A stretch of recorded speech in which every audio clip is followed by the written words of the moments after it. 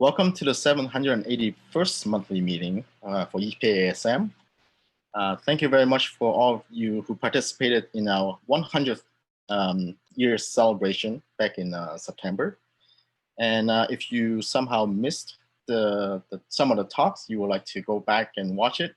The videos are uploaded on our website as well as on our YouTube channel. And I will put the YouTube channel link in the chat box. And so you guys can go to it. As well as you can subscribe to the channel. So new video, when they're uploaded, you can look into it.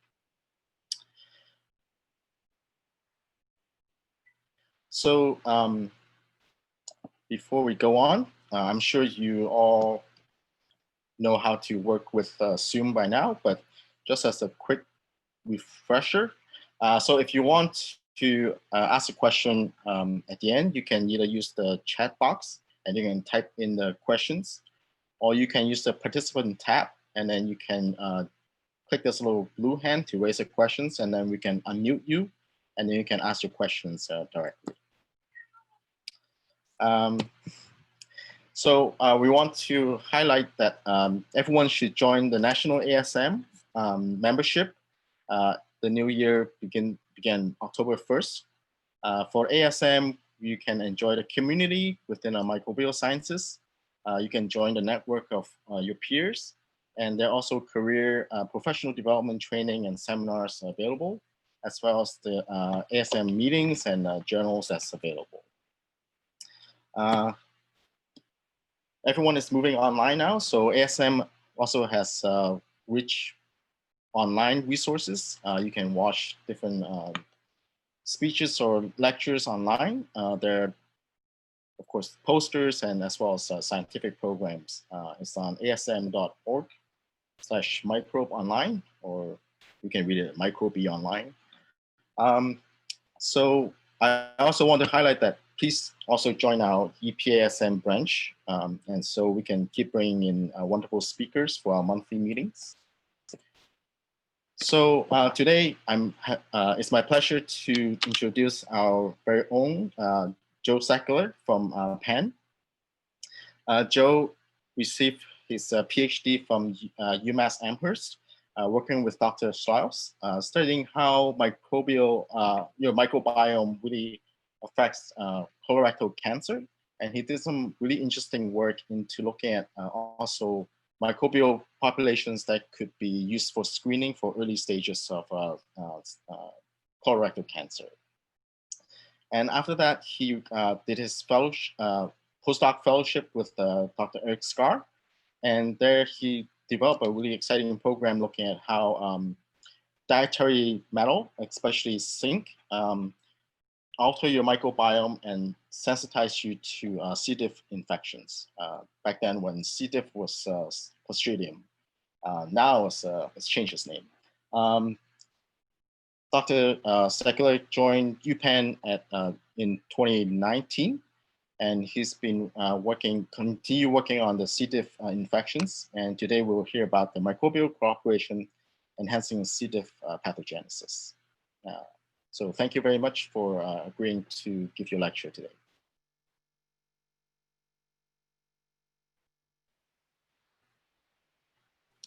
All right, thank you so much, Vincent, for the introduction. Let me see if I can get this working. Okay. All right, how's that look? Okay. So, Vincent, can you see this? Yes, yep. All right, great. Well, thank you all for coming today, and thank you, Vincent, for the invitation. I'm really excited to present to this community. It's such a fantastic group, and coming to Penn in 2018, one of my my favorite things about the community here is being able to be involved in the Eastern Pennsylvania group here for the ASM. It's been some incredible talks, really stimulating interactions. And so it's really fun to be able to share my research with you all. what I thought I'd do was present 3 small stories from the lab, some work that we've been doing the last couple of years since we started my lab at the University of Pennsylvania and Children's Hospital of Philadelphia. And as Vincent alluded to, the organism that we're most interested in is C. difficile, formerly Clostridium difficile and now Clostridioides difficile. Taxonomists just weren't happy with how C. diff was originally classified, so they had to change it. Originally, it was changed to Clostridium difficile, which would have been P. diff, which was a big problem. So they switched it to Clostridioides so it could stay as C. diff. But regardless of what you call it, and I'll call it C. diff for the rest of the talk, C. diff has been classified as an urgent public health threat by the CDC. It's a really big public health problem. You can see this by these numbers that the CDC put out in 2019. So over 220,000 infections just in the United States alone. This is a worldwide problem. So this is, a problem in Europe, in Australia, and we see cases increasing every year all across the world. Excuse me, let me just go back. We see over 12,000 deaths in the United States alone. And then C. difficile is a major burden on the healthcare system. So if somebody comes into the hospital with a broken hip or some other ailment and they come down with a C. diff infection, it quadruples the cost of the hospital stay. And so C. diff is not only a problem with morbidity and mortality, but also a burden on a healthcare system.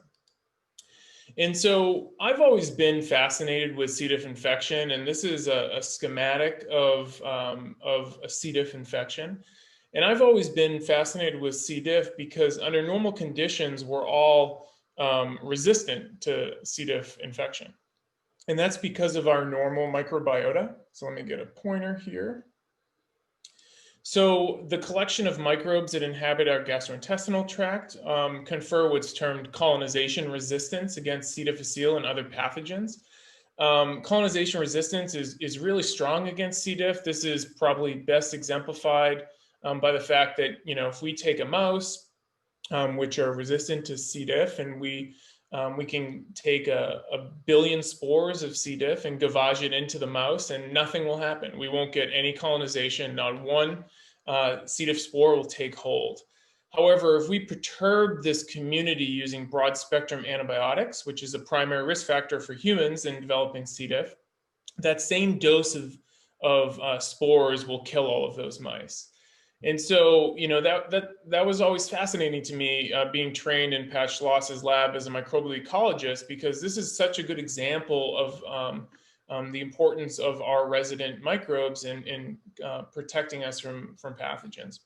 But as I mentioned, when this community is perturbed by antibiotics primarily, you can become susceptible to C. diff. And so this perturbed microbiota can be invaded by the C. diff spores. And so these C. diff spores are a really big problem. They're the infectious form of C. diff.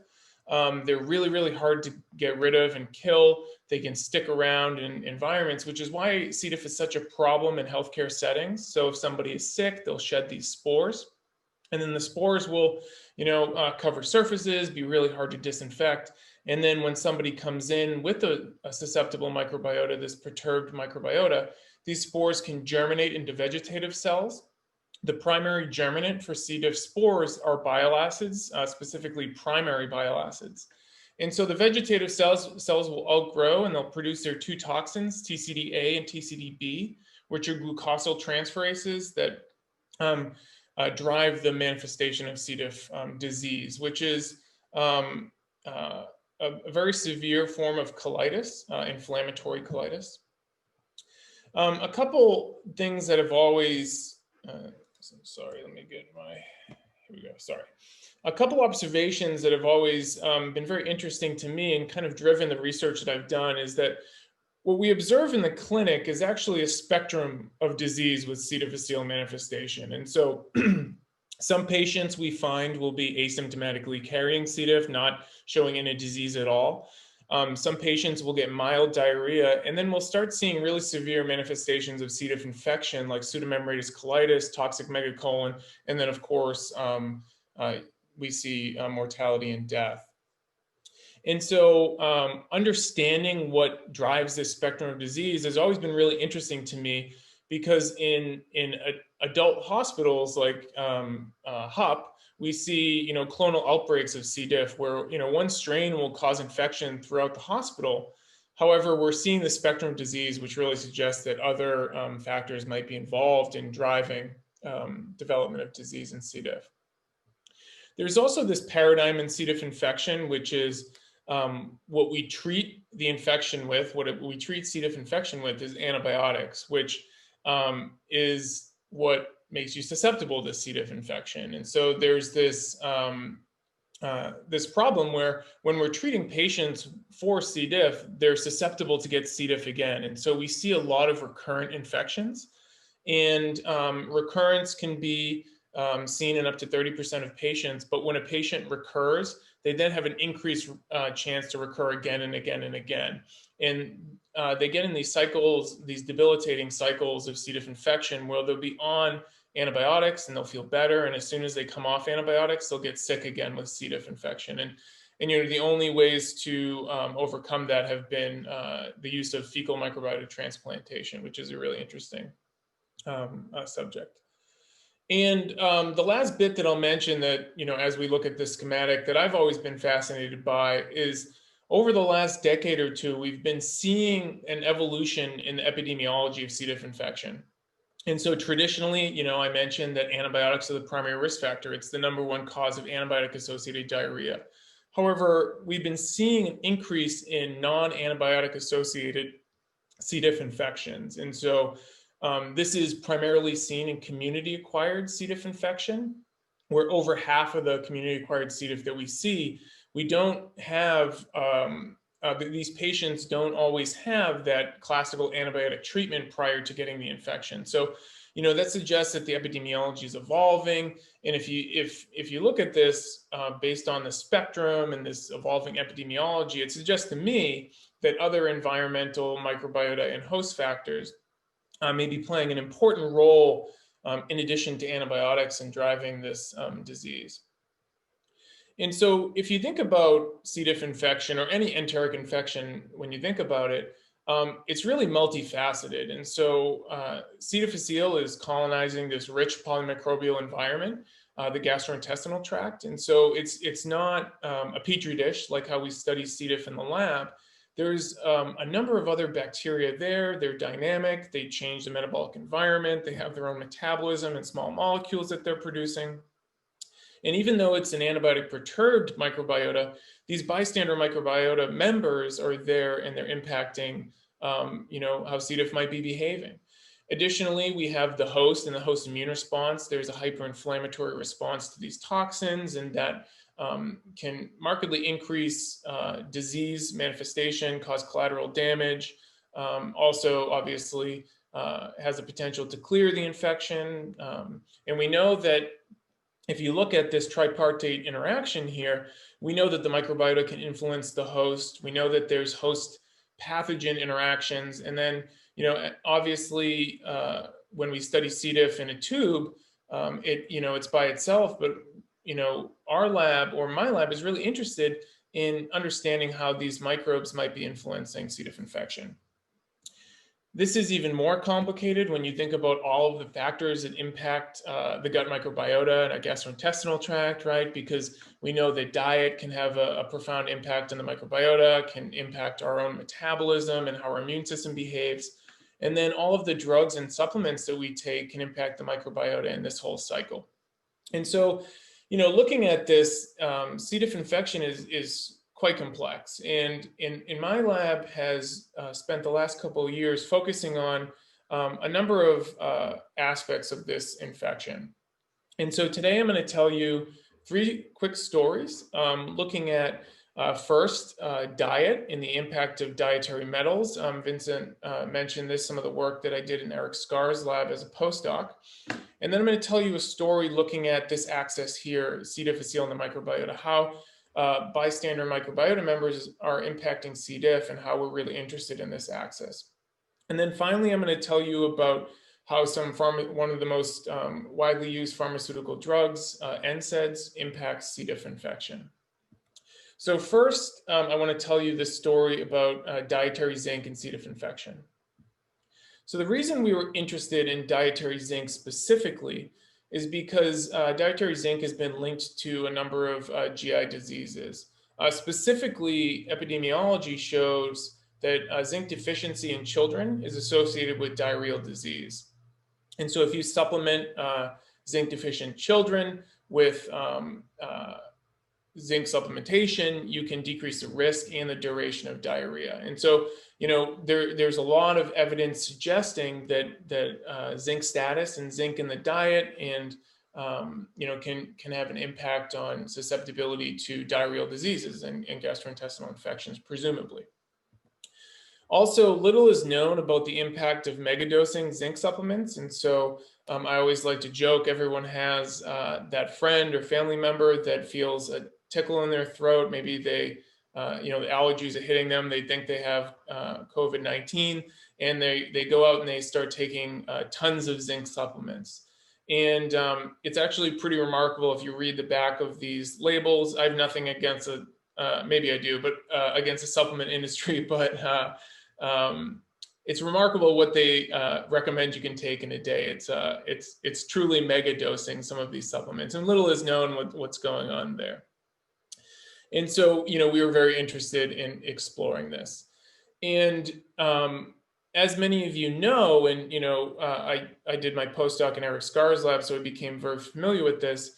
The battle for metals and metals are really, really important during infections. So all living cells require metals.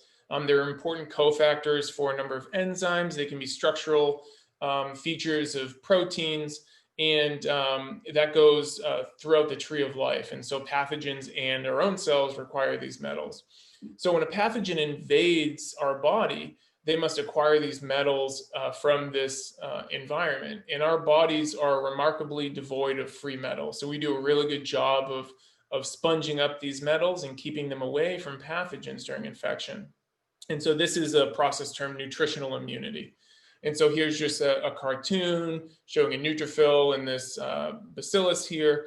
And neutrophils can release a number of factors, including S100 proteins like calprotectin, which can mop up these free metals and be antimicrobial to a number of pathogens. So in Eric's lab, we studied this battle for metals, and unfortunately, I don't have time to tell you about that today. But we also know that dietary metals have a profound impact on susceptibility to a number of infectious diseases, including pneumonias, as well as gastrointestinal infections. And so, what we wanted to do was see if zinc might be one of these factors that could be changing the epidemiology of C. diff infection. Maybe as we're altering our diets, taking more or less zinc, seeing more zinc deficiencies, maybe that could be playing a role in this evolving epidemiology of susceptibility and severity of C. diff infection. And so in order to test this, what we did was we made custom synthesized diets where the only thing that was different between the diets was the amount of zinc that was in the diet. And so these diets were made metal free, and then we added back all the metals, and then we either added back no zinc, which we'll call the low zinc diet, a control level of zinc, or excess zinc, where we were giving about tenfold what a normal mouse chow has in terms of zinc. And so the first thing that we did was look at the microbiome. So how does changing one nutrient in a diet impact microbial community structure? And one of the things that we actually hypothesized was that zinc deficiency would drive changes in the microbiota and C. diff infection. That was because of the epidemiology that I mentioned. Eric and I wrote a pilot grant focused on zinc deficiency. But what we actually noticed in the microbiota was that we didn't see a significant difference in the microbiota when we starved mice of the zinc. So when they had no zinc versus control levels of zinc, we didn't see a significant shift in the microbial community structure. And so this is an NMDS plot, and each point is an individual stool sample representing the microbiota. And so the distance between the points represents how similar or different two microbial communities are. And so the black is the control and the blue is the low zinc diet. So we didn't see much of a difference. But what quickly jumped out to us was that the excess zinc, this high zinc diet, caused a marked shift in the microbial community structure. If you look at specifically which microbes were changing, we found that, as you probably expect, a number of organisms decrease in their abundance when we gave them the excess zinc diet. So this Enterocococus, which has been shown to antagonize C. diff in the mouse microbiome, was significantly decreased. And then I'll just point out a couple. So we saw that these Enterococci, this Enterococcus genus, went from below the level of detection in our mice to very high levels in our mice. And so we were seeing large shifts when we gave the mice a lot of zinc. And so, you know, a lot of diets, a lot of things, perturbations, co-housing, or different lineages of mice, or if you move across campus to a new mouse facility, can change the microbiota. So we wanted to know, is this microbiota shift consequential for C. diff infection? Does this matter for susceptibility to C. diff infection? So we put our mice on these diets for 5 weeks.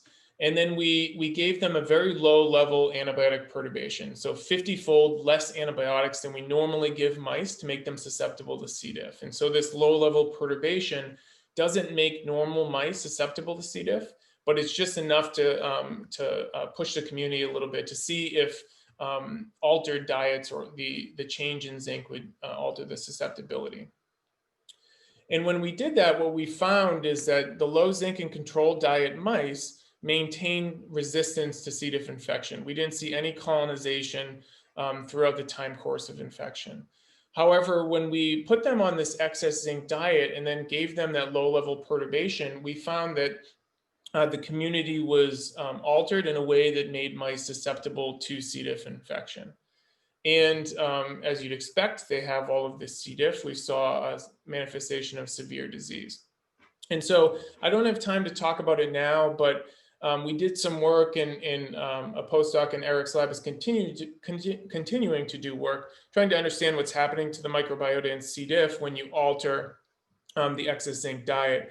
And what we find is that when we poke the microbiota with a low level perturbation, with this low level of antibiotics, and you're looking at the control of the low zinc diet, it moves because they're treated with antibiotics, but it recovers quickly. So it has resilience. However, the excess zinc diet, those shifts that you saw, that increase in Enterococcus, renders these mice really susceptible to that perturbation. They move and they don't come back after 10 days.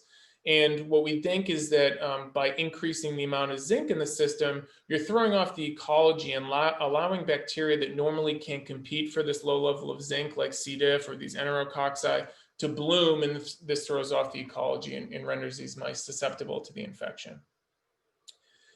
So we were able to observe that the microbiota shifted and this increased susceptibility, but we wanted to know if this increased severity of the infection, kind of that spectrum of disease that I was mentioning earlier.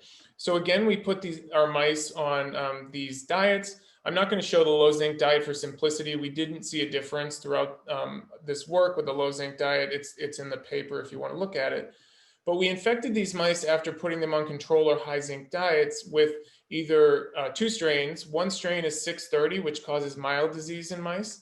And then a second strain, R20291, which causes severe disease in mice. It's an epidemic strain.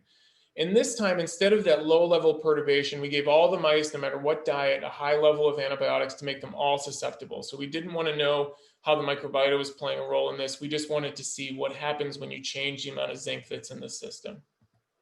And what quickly jumped out to us is that 630, when we infect the control mice with 630, which usually causes mild to very limited disease in mice, we don't see much damage or edema or inflammation, which is quantified here in this histology score.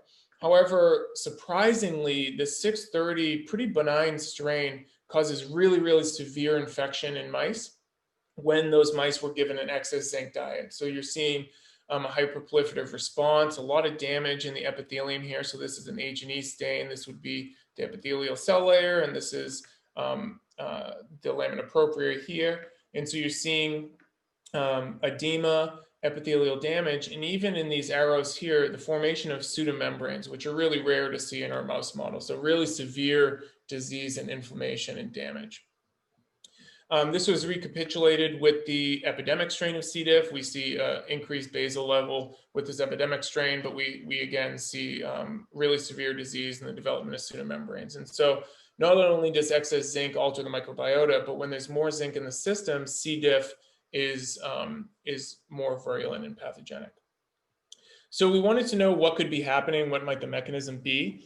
And so the first thing that we looked at, of course, in C. diff infection is a toxin. And so we took the mouse stool and we looked at toxin levels by cell rounding. This is a cytotoxicity assay where we take vero cells and we plate the stool in serial dilutions to look for cell rounding, which you can see here, which is a proxy for the toxin's cytotoxic effect. And what we found is that both in the excess zinc with 630 or R20291, we saw a significant increase in the amount of toxin that we found in stool. And so one of the things that that I want to note here is that this isn't, we don't necessarily know if C. diff is producing more toxin when there's more zinc, or if the toxin is just more active. And the reason I say that is because when I was in Eric's lab down the hall, Borden Lacey, who is a toxin biologist who studies the C. diff toxins, was solving the structures of these two toxins, TCDA and TCDB. And what she actually found was really interesting, which is that these two toxins both bind multiple zinc ions. And these zinc ions are required, so if you use TPEN, which is a chelator, are required for their activity. And so their auto-processing activity. And so this was a really interesting coincidence because we were finding that when we increased the amount of zinc that was in the diet and therefore in the gastrointestinal tract, we were finding that there was more cytotoxicity, more toxin activity. And so Borden, I think, continues to work on this and with Eric. And you know, my leading hypothesis at the moment is that excess zinc stimulates C. diff to produce more toxin, and potentially the toxin that is there is able to be loaded with more zinc ions, making it more active. And so it's a combination of both increasing the activity of the toxin and then C. diff producing more toxin under these conditions. But there's more work to be done there. But I want to come back to one last bit, which is it's not, so this is what we're looking at here is translocation of the microbiota during infection. And so it's not novel or really surprising to think when you look at that H&E section and you see all that damage, it's not surprising to think that you'll get translocation of microbiota members into the lamina propria and getting through the portal vein to the livers, possibly causing bacteremia in the blood and finding in the spleen. And so when we saw this, phenotype where we see a lot more bacteria translocating into livers in the excess zinc diet, this wasn't terribly surprising because there's a lot of damage. You're going to get leakiness in the gut. What I thought was really interesting and what I wanted to show is that if you remember, we found that there was a lot more Enterococcus taking advantage of the excess zinc diet, you know, throwing off the ecology, allowing blooms of Enterococcus. And what we found is that during really severe infections, a lot of the bacteria, almost all the bacteria that we found in the livers were the Enterococci. And I just found that pretty fascinating that a nutrient in the diet was enriching for a member of the microbiota, this bystander microbiota. They were blooming, and then they were preferentially invading when C. diff was causing really severe disease. And so just to summarize this first bit, I showed that excess zinc alters the microbiota and decreases resistance to C. diff.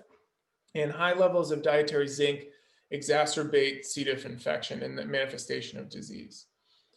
And so for the second section, I want to talk about this axis here.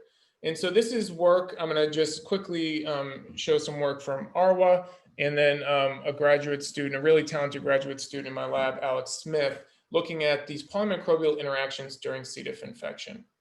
And this is going to kind of dovetail off of some of the observations we made in the zinc stories, so they'll be a bit connected. But one of the things that's very interesting is that when you think about dysbiosis or this perturbed microbiota that C. diff is invading, it's not the same for all people. And so there's no one antibiotic perturbed microbiota. You know, in our mouse model, all the microbiota seem to be the same, right? We treat them with antibiotics, they're all the same. But when you look at people, there's quite a diversity of what happens when somebody isn't susceptible or gets infected with C. diff. We see, so these are just stacked bar charts looking at different subjects, and these are pediatric patients at the Children's Hospital of Philadelphia. We find that, you know, no two patients really look the same. They all are perturbed in different ways. And so, you know, that brings a question of, if C. diff invades this person versus this patient, you know, it might behave differently. There's going to be different microbes there, different signals that it sees. And so we're really interested in trying to uncouple these interactions and understand what that means and how that might govern the outcome of infection. Why one person might get really severe infection. Well, one person seems pretty resistant and just asymptomatically carries C. diff. And so Arwa in the lab is working really hard to try to understand this, but I'm going to show one example that we have in the lab from Alex.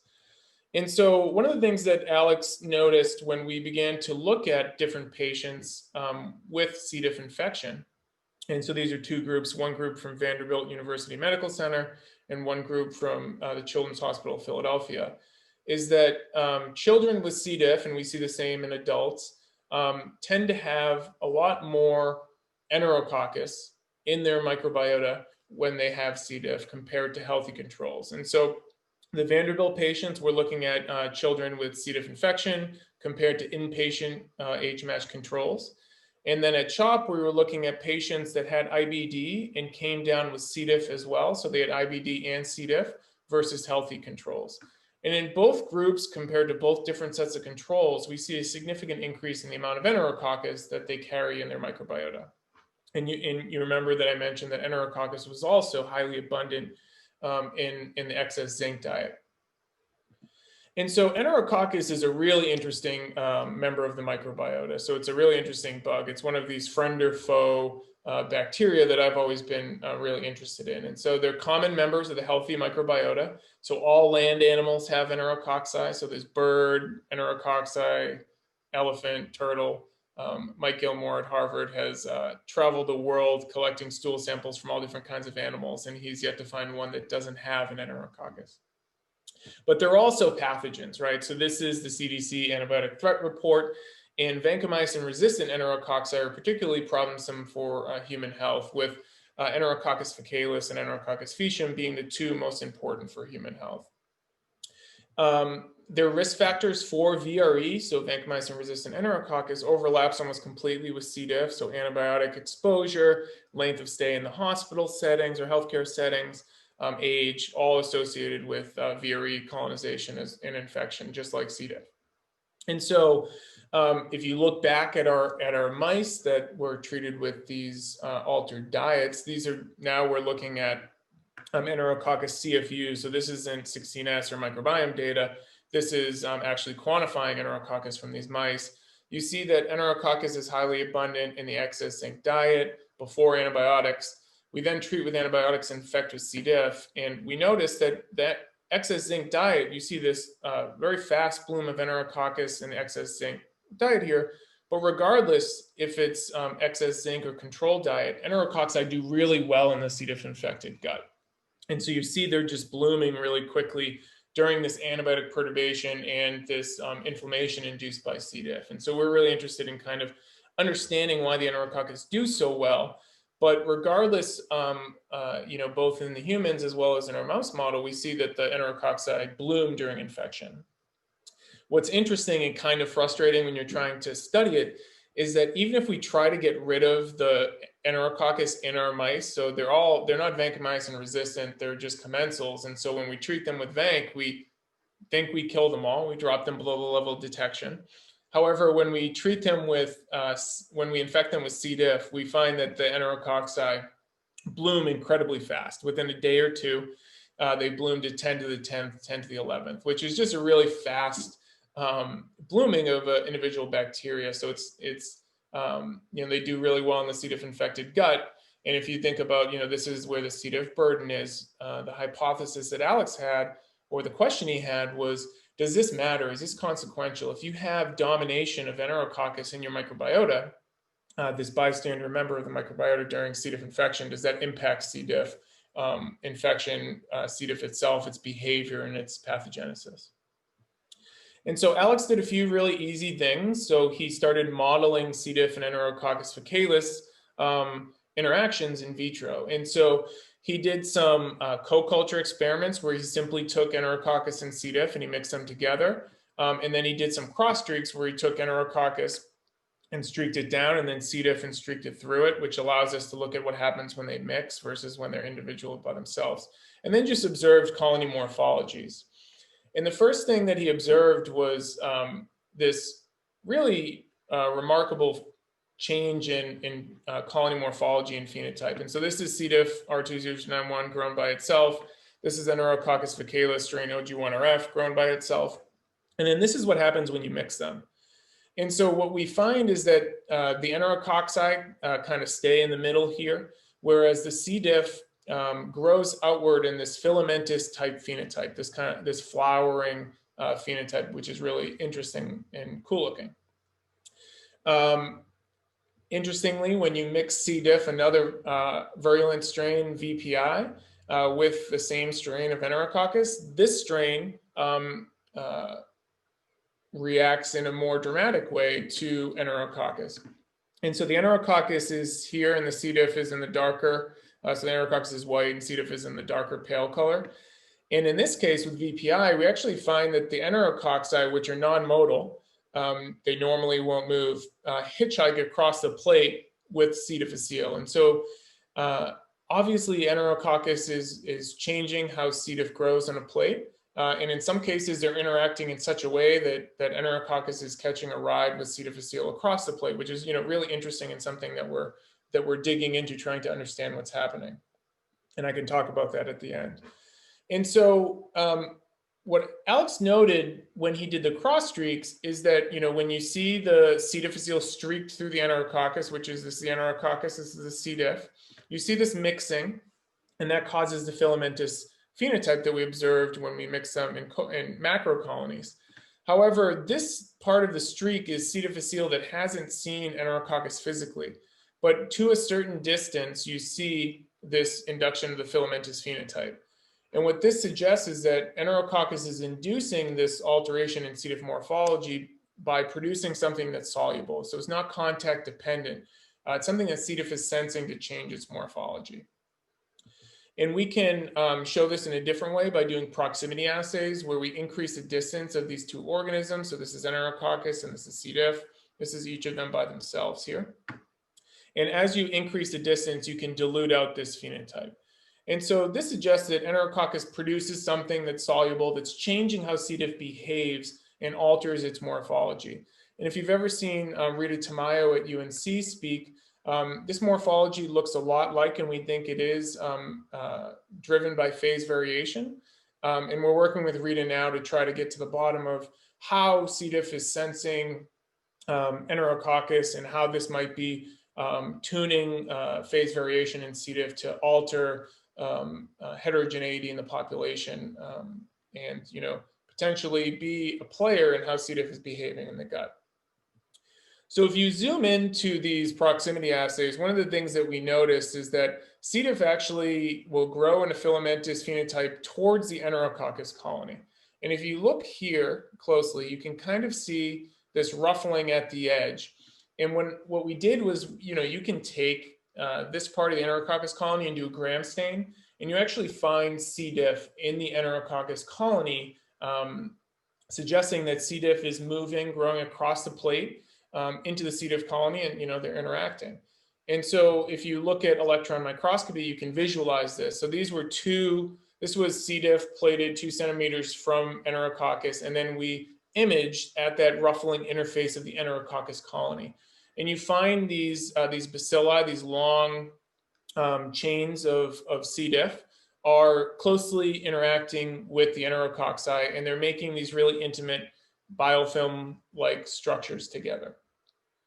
And so this is, why you'd suspect that if the C. difficile continue to grow outwards, that in some cases the Enterococcus might hitch a ride, because clearly they're interacting. The diplococci are the Enterococcus, and then the rods here are the C. diff. They're interacting in really close proximity and in these biofilm-like structures.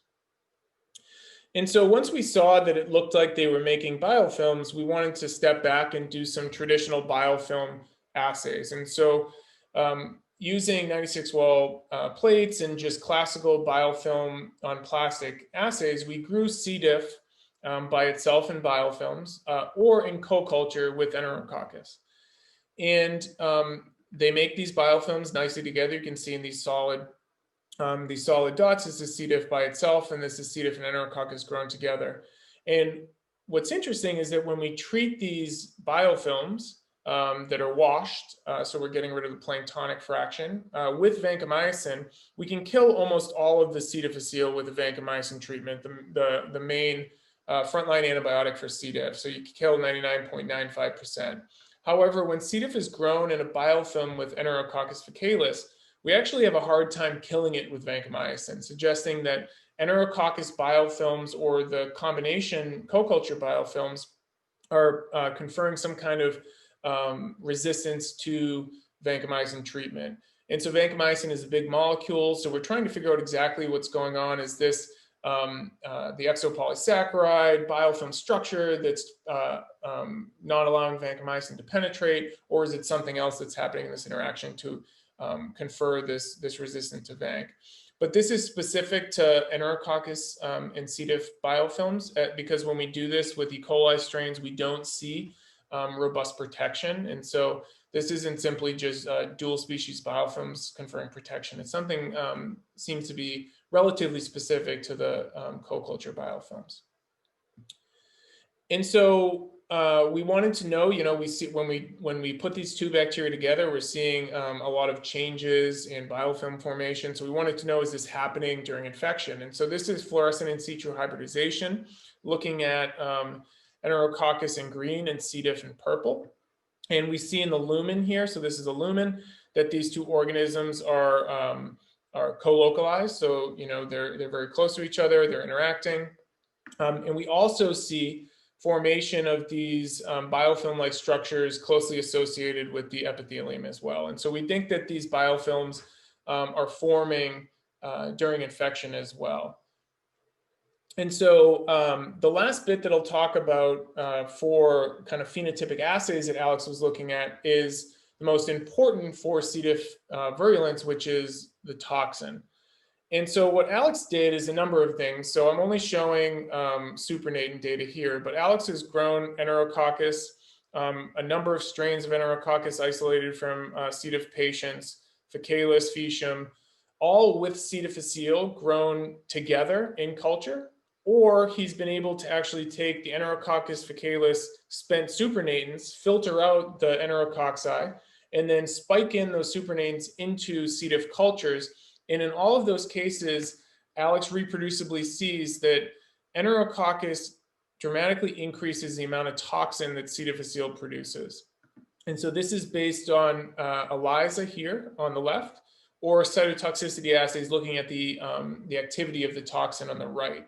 And so Enterococcus seems to not only alter C. diff behavior and morphology and form biofilms with C. difficile, but it also increases its main production of its main toxins and virulence factors. And so we wanted to know what's happening. So what is the molecular mechanism of this crosstalk? What is Enterococcus doing to impact C. diff's behavior and toxin production and its virulence? And so we took two parallel strategies I'll tell you about now. So we did co-culture RNAseq, and then we did mass spectrometry to look at what's happening at this interface. And so first I'll show you a little bit about the RNA sequencing data. And so we grew these two organisms independently and then together, and then we looked at how the transcriptional profile changed. And I'll show you just the C. difficile right now for time. And so when C. diff was grown with Enterococcus, we saw over 300 genes changed. And if you look at the categories of change or categories that we saw, and so this was at 4 hours, so early log, we saw a number of metabolic shifts. And so over 40 genes in carbohydrate metabolism were shifted, amino acid metabolism, fermentation of amino acids. So what we found pretty quickly was that metabolism was markedly changed when C. diff was grown with Enterococcus, which isn't terribly surprising. So what we did next was to try to understand this more is we collaborated with Matt Jenner, who's a postdoc in Jason Papin's lab at UVA. And we took a model that Matt had built that it models C. difficile's metabolism. So it's a metabolic model looking at flux in the C. difficile metabolism. And so this is just a very simple overview that Matt's made. C. difficile makes ATP or energy through either glycolysis by using simple sugars like glucose, or it can perform this really interesting reaction called Stickland fermentation, where it can ferment amino acids. And so when it's growing fast, early in growth, C. difficile prefers to do glycolysis. It uses simple sugars. And when it starts to run out of sugars, it will switch to amino acid utilization. And what we found when we constrained this model to incorporate Enterococcus co-culture is that, so this is a random forest analysis looking at feature selection in this model, what was changed the most when you compared C. diff by itself versus co-culture with Enterococcus. And just for simplicity, I'll just point out that what we found is that when C. diff grows by itself in log phase, it prefers glycolysis, like I mentioned. However, when it's with Enterococcus, it completely shifts to amino acid utilization. So glycolysis actually becomes completely not needed, non-essential. And amino acid utilization is essential for growth with Enterococcus. And these are some of the Stickland amino acid reactions that C. diff can do. So it can ferment leucine, isoleucine, valine, proline, and a number of other amino acids as well. And then these are the outputs, the Stickland end products that C. difficile will make. And what we find in the metabolic model is it predicts that Enterococcus cross-feeds C. difficile a number of amino acids, including, I'm just showing some examples here, leucine and isoleucine, where when C. diff is grown by itself, it's not using leucine or isoleucine. However, with Enterococcus, it's consuming a high amount of these branched chain amino acids, and you're seeing an output of the corresponding Stickland end product.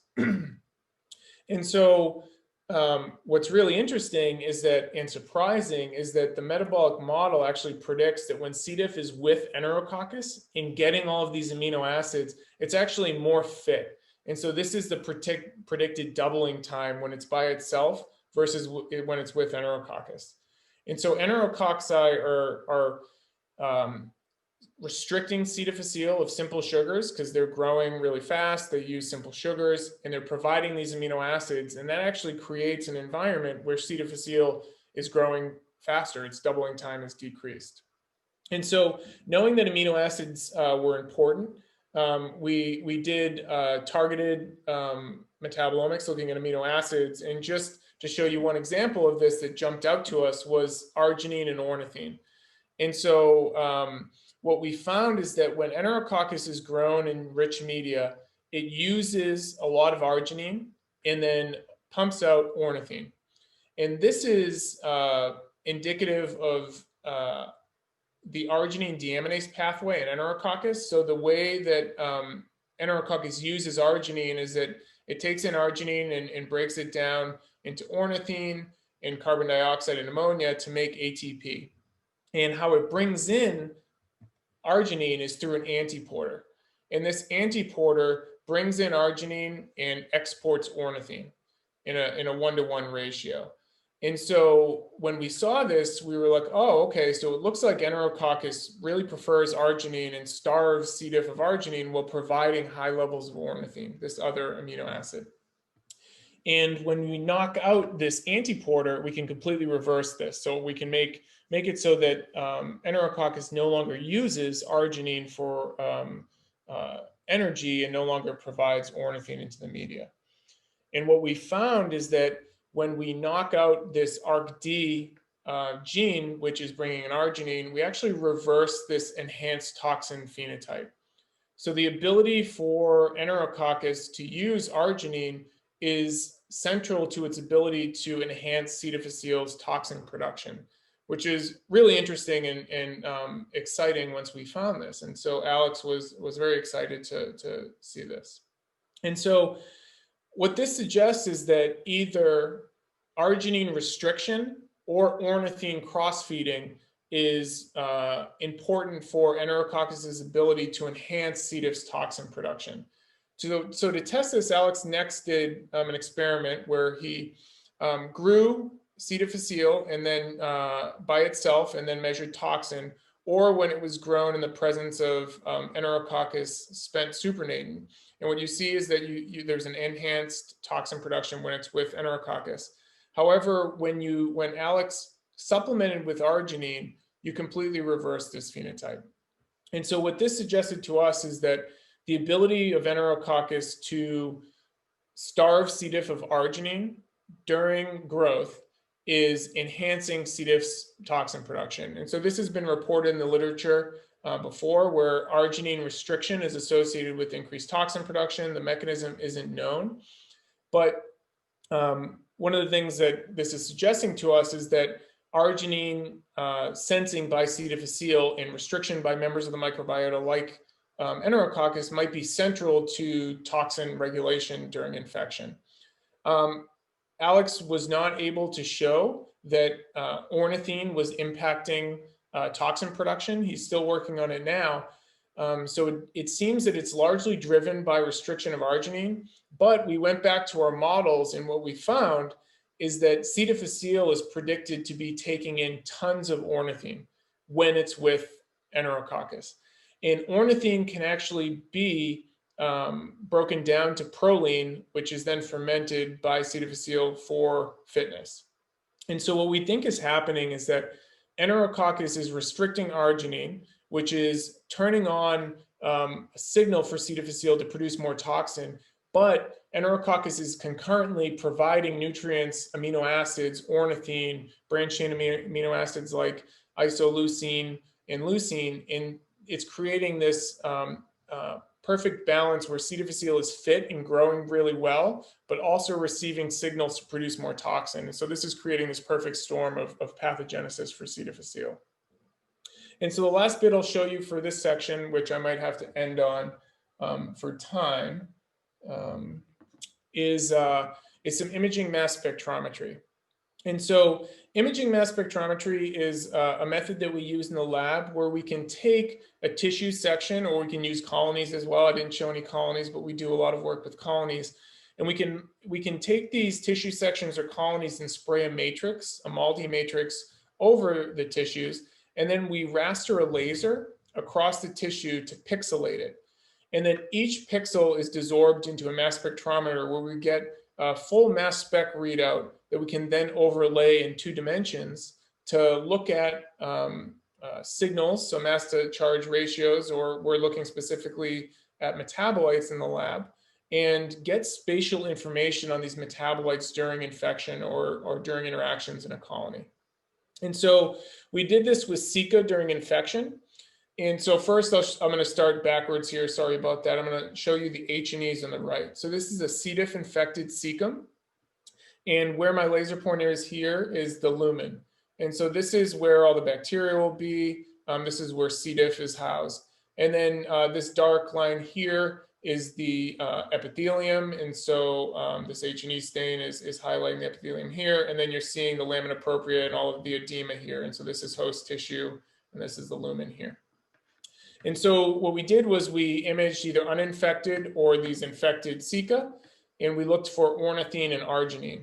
And what we found was actually really fascinating. It was almost exactly what we found in the test tube, which is that in the lumen, we find ornithine, completely reciprocal to the arginine. And so the lumen is devoid of arginine, where ornithine is highly abundant, suggesting that, organisms, we hypothesize Enterococcus, is using arginine, restricting it in this environment, and leading to high levels of ornithine in the gut lumen. And that would be obviously used by C. difficile for energy. And what's interesting about this is that we find high levels of arginine specifically in the host tissue. And so here, with all of this edema and then here in the epithelium, which is suggesting that possibly the arginine is coming from the host, and that Enterococcus can then use this arginine to grow and then produce ornithine and restrict the arginine to C. difficile. And then the last bit of data that I'll show is from the pediatric patients that I mentioned at the beginning. And so these are the patients from CHOP that have C. difficile and IBD. And this is metabolomics that we looked at in these patients. And what we find is that in the red is the C. diff infected versus the healthy, that we see higher levels of ornithine, valine, leucine, isoleucine, which were predicted in a metabolic model, and then the stickling end products of some of these amino acids as well in the gut of these patients. And what's really interesting is that a number of these stickling end products, when we do regression analyses, correlate with Enterococcus burdens. And so this is suggesting that, this ornithine signal that we're seeing in culture and in our mice is indeed present in patients, as well as some of the correlates of cross-feeding from Enterococcus or other bacteria to C. difficile to make these stickling end products. And so I'm just going to summarize here because I'm coming to the end, and I'm going to skip the last section. So I'm sorry, Josh, for not talking about the NSAIDs and prostaglandins. But I showed that Enterococcus alters C. diff behavior and promotes toxin production. And if you think back to the first story, this might be one of the mechanisms that's driving enhanced virulence in the zinc diet that we were seeing. And this is specifically associated with amino acid crosstalk between C. difficile and the microbiota member, Enterococcus in this case, but it could be other members as well. And that increases fitness and increases virulence. And so I'm just going to end there. So I'm sorry about, I'm going to jump. And so I just want to thank my lab, and specifically I talked about work from Alex today, who's a hyper talented graduate student. I didn't get to talk about Josh's work, but Josh is doing incredible work with non-steroidal anti-inflammatory drugs and prostaglandins and C. diff infection. And so I'm sure he'll be presenting a poster or talking to a lot of you. So please check in on that. We collaborate a lot, especially with the IBD C. difficile group at Penn and CHOP. And so I want to thank all the collaborators. And then obviously thank Eric Scarr for his support with the Zinc project. And then Boone Prentice, who's been helping us with imaging mass spectrometry. And yeah, with that, I'd be happy to take any questions. Thank you, Joe. That was a fantastic talk. So I'm going to